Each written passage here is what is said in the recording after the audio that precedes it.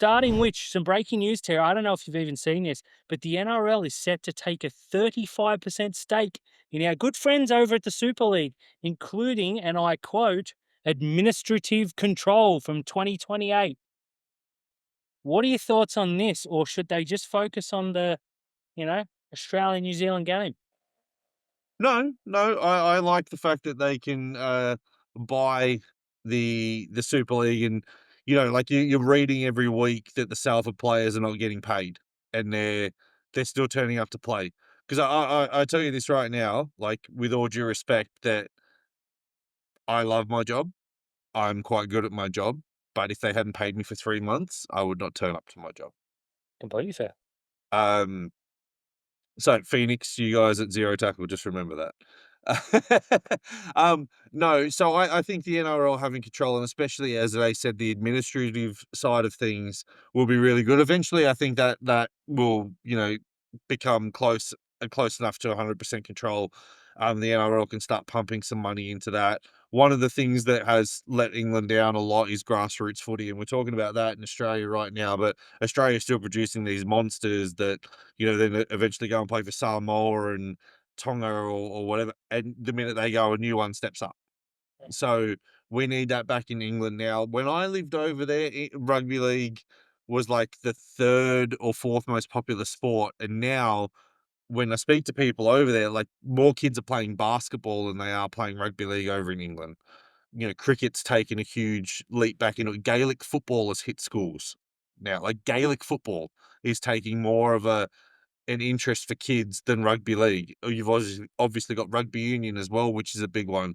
Mm. So, I think with England, like, being such a small island, having such a large number of people, you're always gonna get this ebbs and flows of sports, but rugby league should be there or thereabouts for kids because, 1, England are very competitive. They're the 3rd or 4th best nation in the country, and 2, they're the only other nation with a professional league.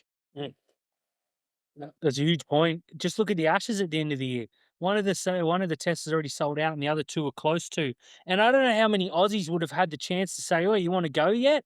It's a long way Mm, away. It's going to cost a lot of money. Obviously, there's some tour companies bought the Aussie packages and stuff, but there's demand for the game over there right now. yeah.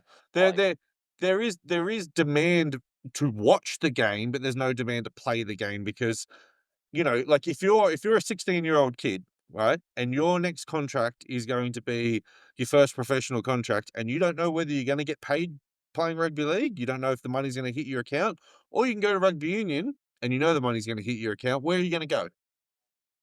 So there's demand to view, but there's just not a demand to play, so that's where they need to get back to at the moment. I I think the think NRL buying 35% is a great start. Yeah, I think this is a great move because there's not a whole lot more growth you can do in Australia.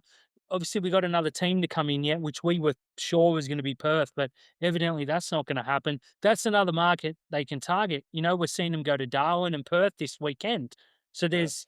the NRL know what they're trying to do here. In England, I feel like there's a huge catchment. When I was in London, long time ago now, I was there and I said, "Oi, Wigan are on. Where can I watch the game?" And they said about 4 hours north of here, mate. Like the people Yeah. in London were like, "Rugby, you're in the wrong part of England." And what? It's like being in Melbourne and saying rugby league. It's words that don't compute, which I was shocked at, but it is what it is. I think it's a great move. And Peter V'land's for all, the rugby leagues and the not known players, the O'Shea Ollies and stuff.